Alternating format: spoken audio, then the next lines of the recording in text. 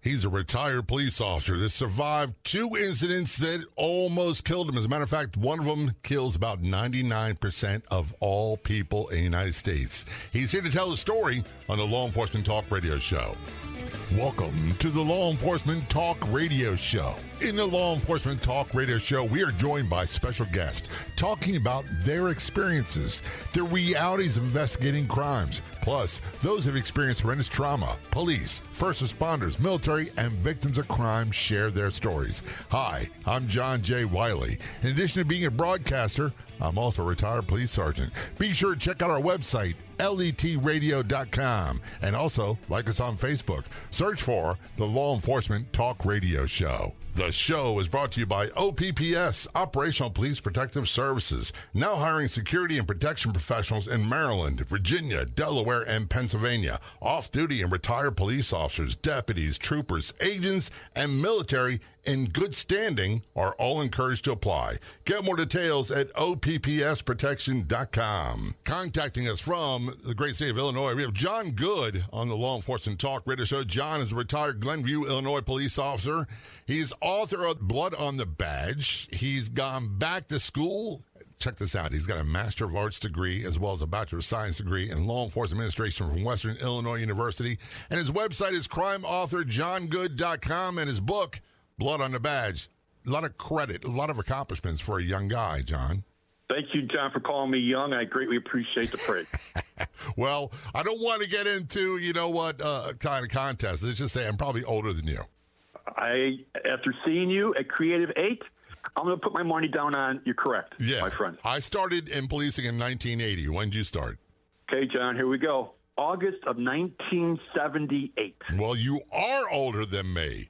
I started with the Romeoville, Illinois Police Department, went 4.5 years. 90% of the force left for whatever reason. I was fortunate to leave there and go to Glenview, Illinois Police Department. When I left, the chief of Romeoville goes, "John, can I come with?" I said, "No, Chief, I think they have one already there." I think they got a chief. Go into a much better police department. So I'm very, very fortunate. Well, good for you. And we're fortunate to have you as a guest because you survived two incidents, one of which claims about 99% of all lives that experience this. So the fact that you are a walking, talking miracle is not lost on us.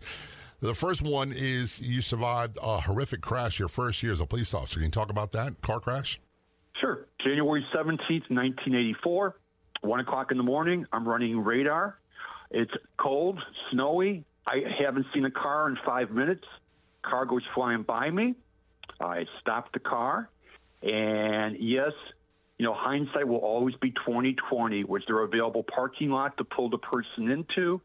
Of course. But all of us who are listening right now know, hey, I'm going to get this done in 7 minutes at the most. There's nobody else on the road. I haven't seen a car. I went up to the car and got the driver's license, advised I was speeding, stay in the car, be back in a few minutes. I'm back to the car, and I'm sitting behind the steering wheel of my squad car. A couple of relevant points. Number one, big fan of Back Then Hawaiian Punch. It plays a relevant role in this. So I'm sitting there writing the ticket, and next thing I know, I'm laying on my back inside the car. The accident investigation team determined a car had come over the hill, not too far from my location, and without no braking, no skid marks, ran into the back of my squad car.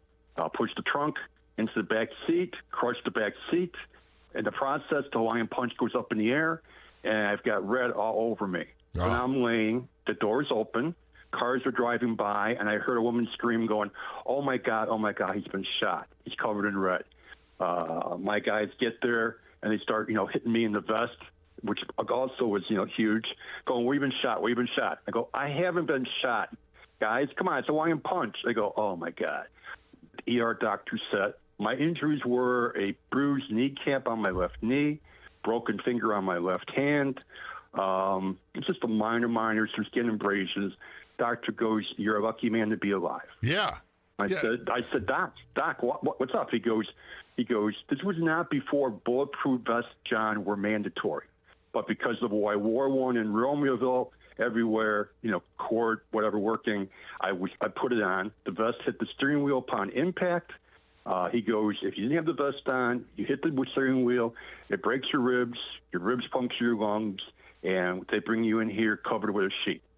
So God was looking out for me that day. Obviously, the driver was sentenced, and in a rarity here in Cook County, Illinois, he actually did a little bit of prison time for the seriousness of the accident, the extent of his drunk driving, and that's the extent of the case.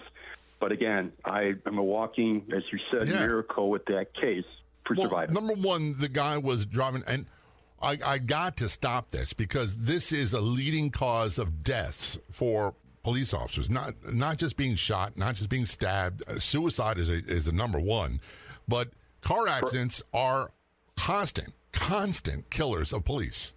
I tell you the number. I'd be lying to you if I knew the figure off the top of my head of Illinois state troopers, rest in peace, who have been killed, as you said, getting out of their squad car, the car or in the car, one or the other, and other officers as well, too. Reflective lights didn't seem to work. Nothing seemed to work. Again, I'm not going to get into the level of his intoxication, but he was extreme. Right. And the sad part, and I just like I said, never any indication of braking. And then the worst part was, this is the days, John, back in, like I said, where it was a relatively new squad car. And being the new guy on the force, there were actually some veterans who were like, well, why is the kid on Milwaukee Avenue? That's as far as we go out west. And we shared a police car at that time. That's what we did. And the other other officer used it was furious. Just furious. A couple of friends on the force already at that stage called me and go, so-and-so is just really, really livid that his brand new squad car is destroyed. I'm like, it's not, what can I do? I can't help it that someone drunk ran into the back of the squad car, and we actually had words in the locker room when I did come back to work, that individual and myself, over the incident as to, sorry that I, almost got myself killed that you're so concerned about your squad car. But well, you're not. Number one, rookies don't traditionally get new squad cars. That's just the way things go. But when you have like a post, and we rotated cars, they ran 24 hours a day. When you did roll call, you got a battery, you did the roll call, and then you relieved the guy, you changed the battery in your radio, you jumped in the car, and you took off and handled calls for service. That's the way things were. And I remember, it's funny you brought that up.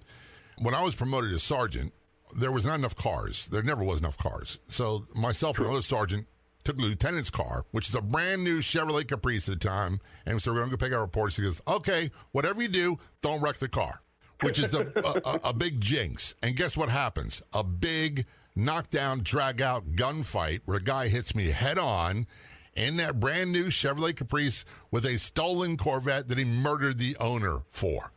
And wow, yeah, that was just a horrendous thing. But one of the things that the two jinxes I'm sure you can relate to is, and when I was a rookie, I did this, is like, man, it sure is quiet. Oh, you never want to say that. Never, ever. And don't wreck the car. What if you do don't wreck the car? That's like calling for bad stuff to happen. Johnny, I even put that in there in the book in chapter 1. That the guy says, again, thinks to himself, he goes, and he actually says to himself quietly, God, I haven't heard any radio traffic in over 2 hours. No. It is so quiet. No. Yes, he says that out loud to himself, but he doesn't have a partner. He's like, I haven't heard any radio traffic in over 2 hours, And that's, again, the instant jinx. Even, like I've known people the who worst in the ER. stuff in the world is going to happen. We're going to take a short break. We're talking with John Good, retired police officer, and he talked about one incident where he was almost killed. We're going to talk about another, and then saving a family in a house fire. And his books, there's so much heading away. Remember when news was free? Be sure to check out the Newsbreak app. It's free. And be sure to follow the Law Enforcement Talk radio show and podcast on the Newsbreak app. Newsbreak is your #1 local news app for current events. Free live news for you and your community. Download the Newsbreak app today for free. And be sure to follow the Law Enforcement Talk radio show and podcast on the Newsbreak app. That's the free Newsbreak app. Be sure to look for and follow the Law Enforcement Talk radio show and podcast. Don't go anywhere. We'll be right back.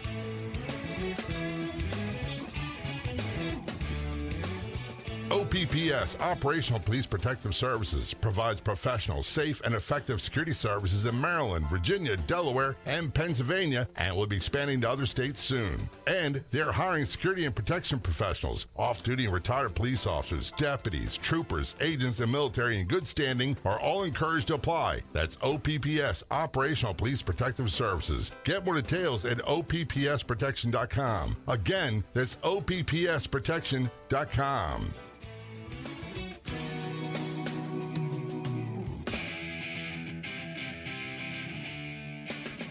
The Law Enforcement Talk Radio Show is brought to you in part by Colonial Metals Group. Got questions about investing in precious metals like gold and silver? They have the answers and will take the time to help explain your options for protecting your financial future. Take advantage of a special offer for our audience and you'll receive a safe and up to $10,000 in free silver. Call 800-898-1841. 800-898-1841. That's 800-898-1841, or go online to colonialmetalsgroup.com/LET radio.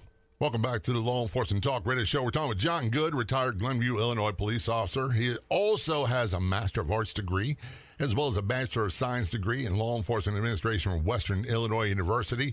He's author of the book Blood on a Badge. His website is crimeauthorjohngood.com. John, before we went to break, you talked about being a rookie and having an accident where a drunk driver hit you, and if it wasn't for the vest, you'd probably have been killed. You came that close. And if you're like me, the gravity of the situation doesn't hit you until later on. Is that what happened with you? I think when they put you on the stretcher and they're putting you on a gurney inside the ambulance, and my boss goes, "You did finish the ticket, right?" And I said, "Yeah." And I was finishing the ticket, laying on the gurney. That started to set in when the lights and siren are going to the hospital, and then you're realizing, holy cow. But until the doctor looks at you right in the face and goes, "You're lucky to be alive," those exact words will always, always stay with me for the rest of my life. And this happens so often, and not just with drunk drivers. And I'm trying to recall, I don't have their names or the date, and I apologize. 2 Maryland State Troopers, when I was still on a job, at night on Interstate 95, and they did the thing that cops always do. The squad cars facing, opposing each other, talking, and they had their lights on, and they're in a median strip, and a truck driver, a semi-driver, started nodding off, and the first thing he saw was lights, and he steered towards that, and he hit and killed both of them. Wow. That's the reality of what happens. We think of, and there's an old saying, I'm sure you heard this numerous times, when it comes to policing, complacency kills. And in car stops, it is extremely deadly.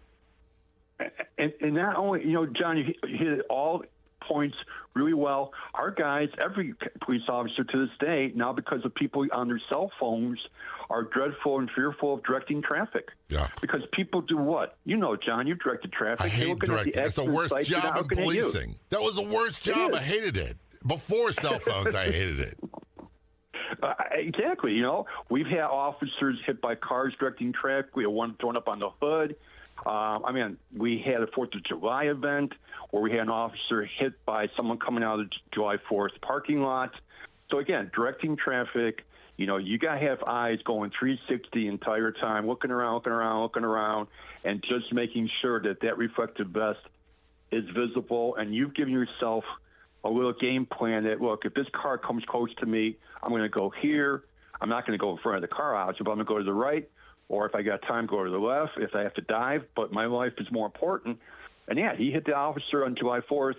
I'm not going to tell you what year it was, and, it was terrible. Right. It was terrible.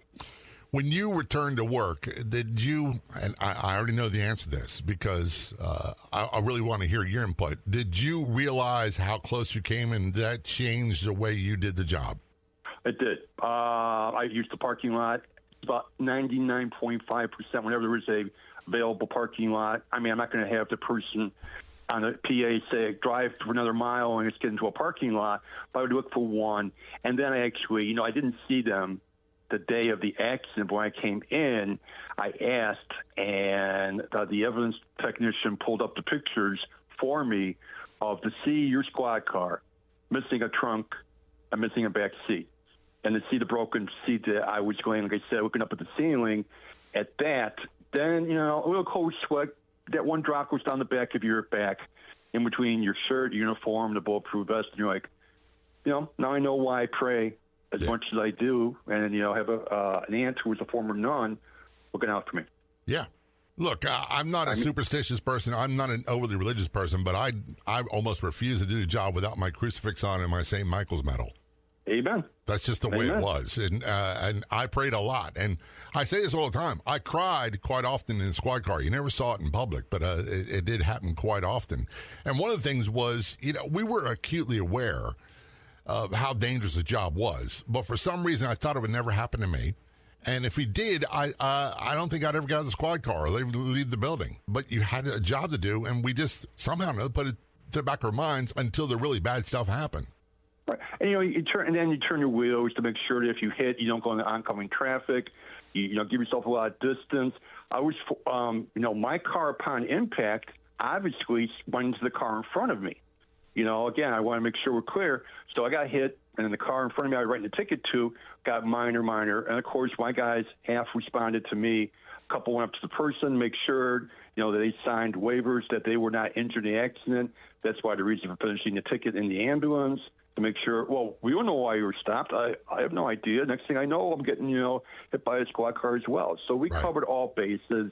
And, yeah, it's a wake-up call when you actually come back to work after injuries heal, and you look at the pictures and you go, I survived that. And again. Yeah. Look, sometimes I wonder why I survived and other people that were as good at police, if not better than me, did not. And we can talk about that later on. One of the things that I think to myself, and I tell people, I don't say it often, I was in 4 shootings in a little over 10 years, and they were not like you see in the movies. The first 2 I never fired back. I had smoke inhalation from house fires twice. I got stabbed by a drunk. I've been more brawls than I can remember. And I got hit by a car once getting out of a police car. The one thing that I have in common with you was rescuing people from house fires. Can you talk about that? Right. I was working so I went to, after I graduated from Western Illinois University, my undergrad, I was fortunate that within a week, I was hired by the Romeo, Illinois Police Department. So I went from August 1978, graduated my undergrad. Next thing I know, I'm off to Police Training Institute, Champaign, Illinois, for training and having the time of my life because, I already tasted college food. I know what college food tasted like. I thought the accommodations were great. Everything was really up to speed. I worked there for like 3 years. My last year before I retired, hot summer day, 9 o'clock in the morning, you hear the call, assist the fire department. I got there way before the fire department, just a typical, ranch home. And I went in because, the front door was open. There were some flames you could see, and the family was just traumatized, mother and 2 children. And I grabbed the mom's hand. The kids grabbed the mom's other's hand. Well, we just ran out the front door, and like you said, something out of a movie. I was blessed because once we got out, you heard this big rumble and roar, and the ceiling had come down over just about basically where we were just standing for less than 5 or 10 seconds. So, again, another situation where Romeoville, I was awarded accommodation. It was a nice award. Obviously, I was very proud of it, but I was more proud of the fact, the letter that the mother wrote to the police department saying, thank you for Officer Good's bravery, saved myself and my 2 small children's life. I don't know why we didn't just walk out ourselves. We were traumatized by the smoke and the fire. And, again, just a sign that, that's what we do. You know that. We sit in our car and go, okay, we'll wait till the fire department to get here, and then we'll go assist. Yeah. If we see a need for an emergency, we respond. And the thing is, a couple points you brought up. Number one, when there's a house fire going on, people do the unexplained. You really have no idea. And I'll be honest with you, John, I don't know how the firefighters do it. They go into fires all the time. It was horrific. Yes. When I did it, I'm sure it was horrific for you. I got smoke inhalation, but we saved lives. And the first one I had was people with developmental disabilities. It was a semi-halfway house, and no one would open the door. I had to force entry. When we return to our conversation with John Good, we're going to talk about another situation that almost ends his life. As a matter of fact, it kills a lot of people across the United States, across North America. This is Law Enforcement Talk Radio Show. Don't go anywhere. We'll be right back.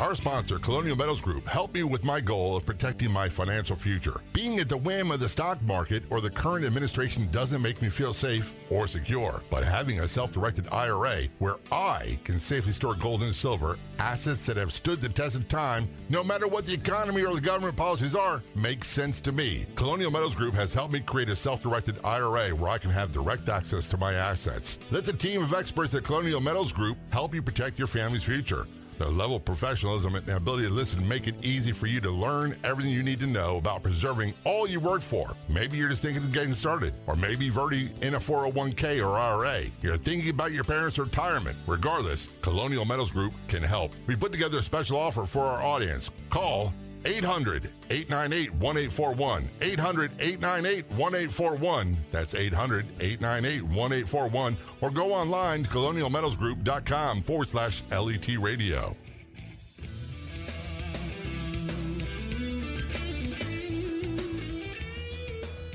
Back to our conversation with John Good on the Law Enforcement Talk Radio Show. John is retired police officer from Glenville, Illinois Police Department. He is author of the book Blood on a Badge. His website is crimeauthorjohngood.com. He's also highly educated. I say that because, unlike myself, there is a common stereotype that police are not very well educated, and it's just not the truth. It really is not. He holds a Bachelor of Science degree in Law Enforcement Administration from Western Illinois University and a Master of Arts degree as well.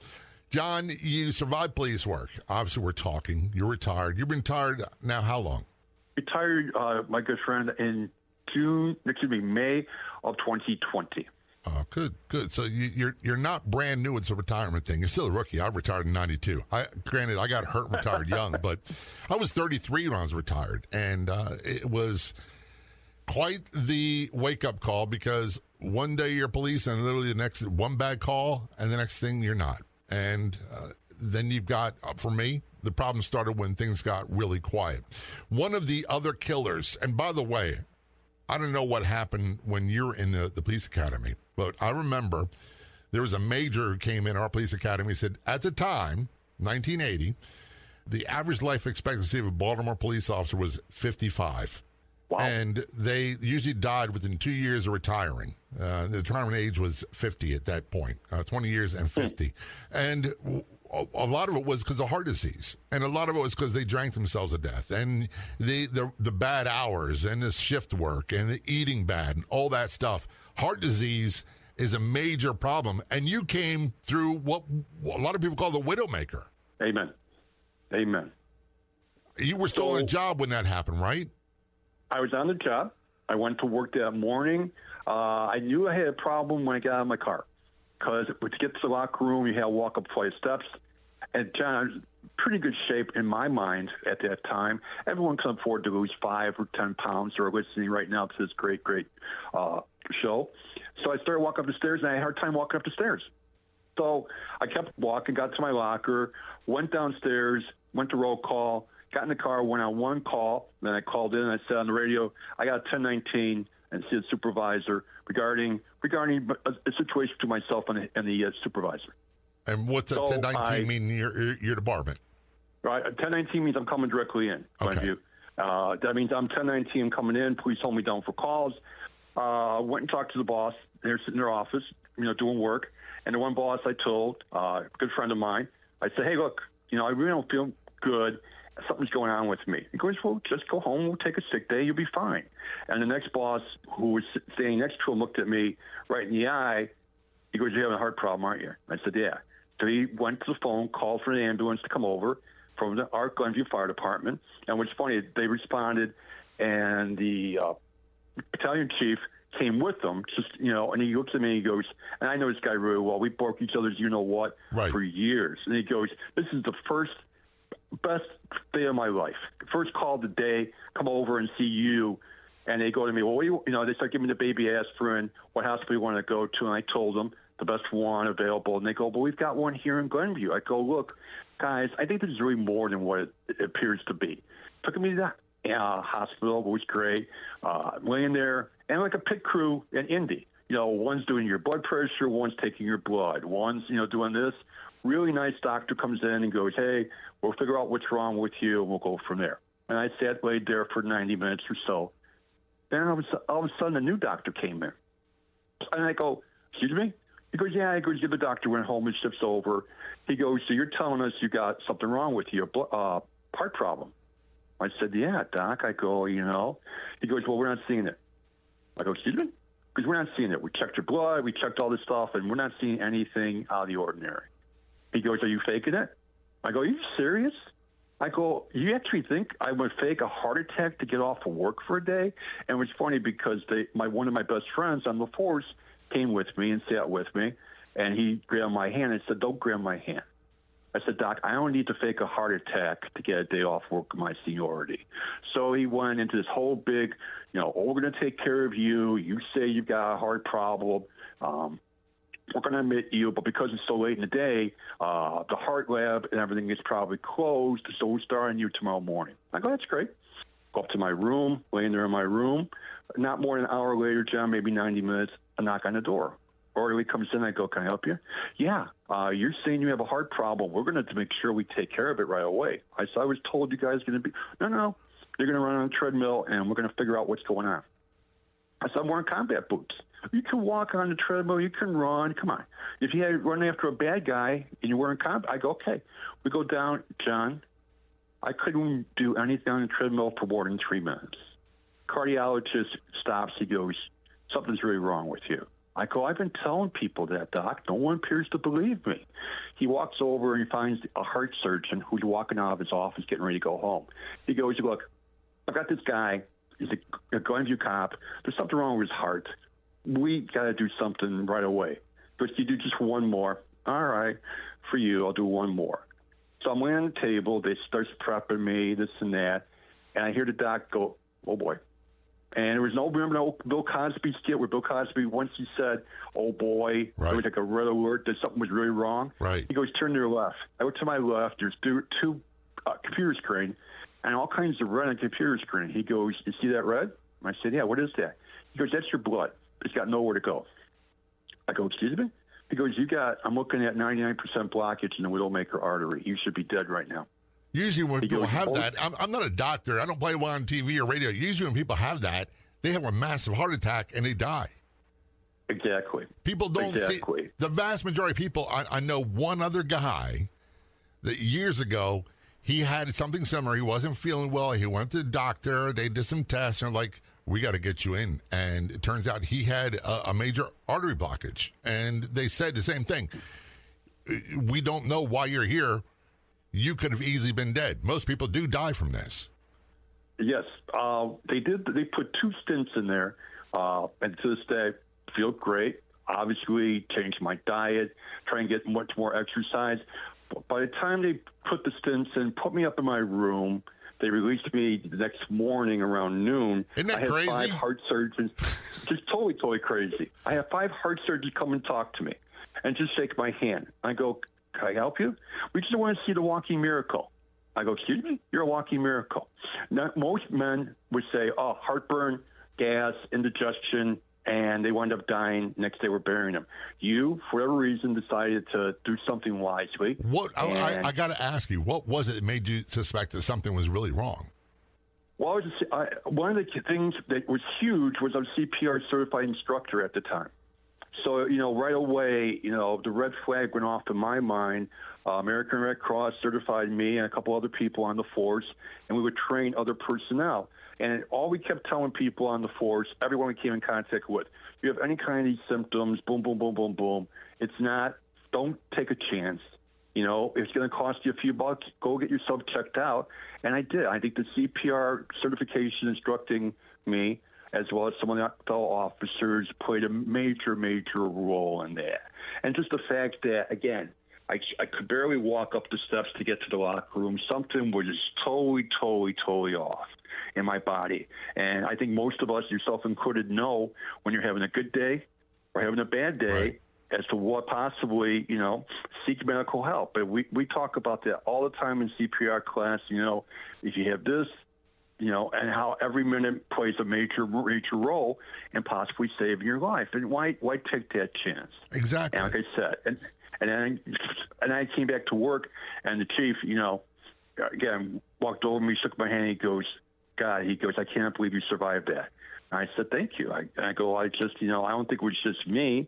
I think I've got people upstairs watching over me, going, hey, so God's obviously played a major role in my life. He's played some role in yours, and they're not ready for you yet. There's still things for you to do. We returned our conversation with John Good.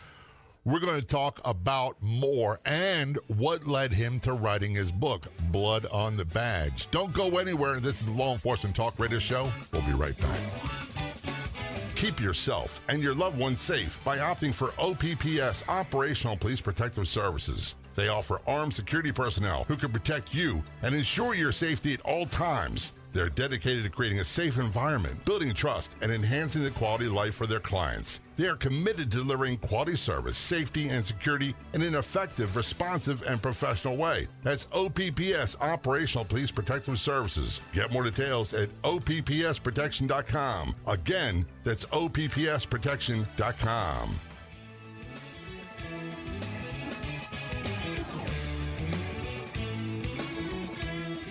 Return conversation with John Good on the Law Enforcement Talk Radio Show. John is retired from Glenview, Illinois Police Department. He is author of the book Blood on the Badge, which we'll talk about in a little bit. He holds a Master of Arts degree as well as a Bachelor of Science degree in Law Enforcement Administration from Western Illinois University. His website is crimeauthorjohngood.com. Every time I say your name, John, I'm now thinking, is it Johnny Be Good? Is that the old song? That was the old song by Chuck Berry in 1955 or 56, and I actually asked my parents, God rest her soul, I go, because everyone calls me Johnny Be Good. I've been called Goodness. I've been called Be Good. By bad guys, I've been called you know what. Yeah. But the bottom line is that I said to my parents, I go, they gave the B to my brother.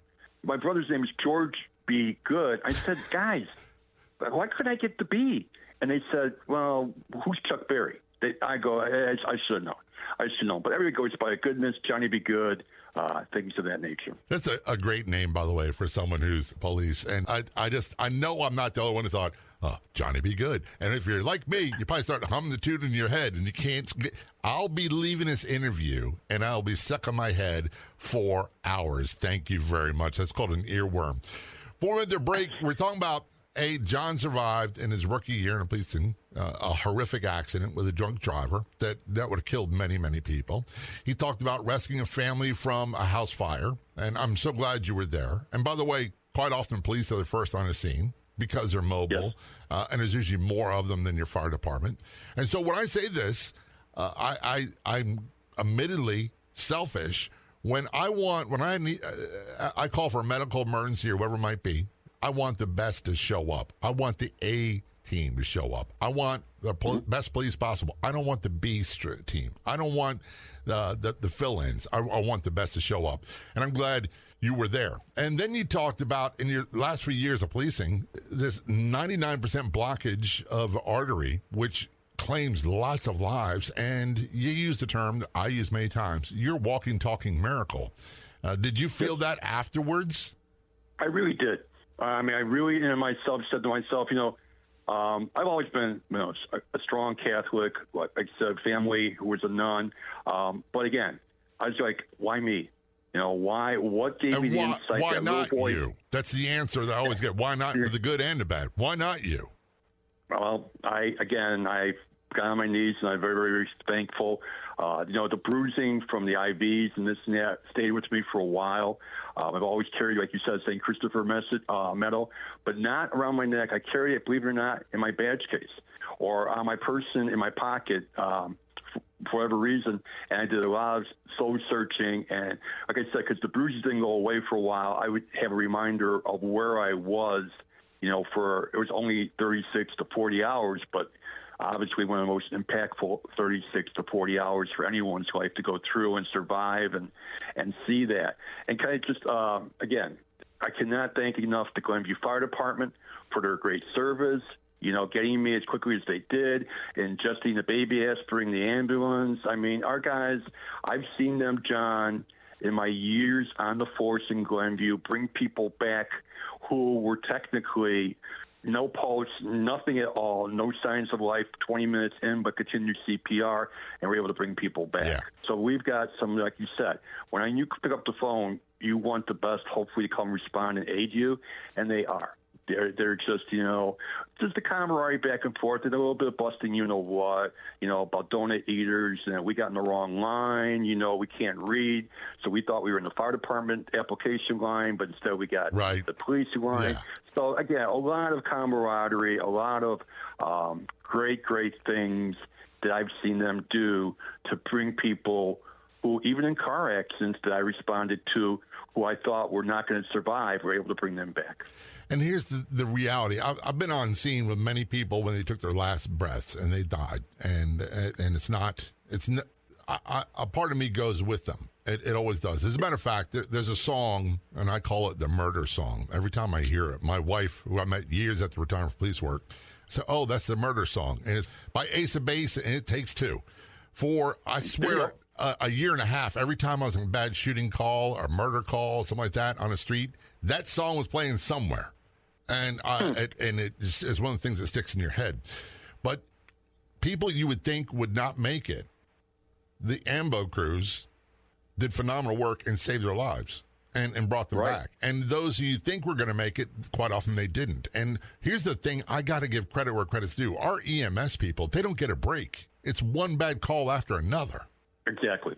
And, a lot of times, too, that stuff doesn't happen in, small towns or suburbs. It only happens in big cities. That's baloney. They respond to mutual aid calls. We have a major interstate running through Glenview area.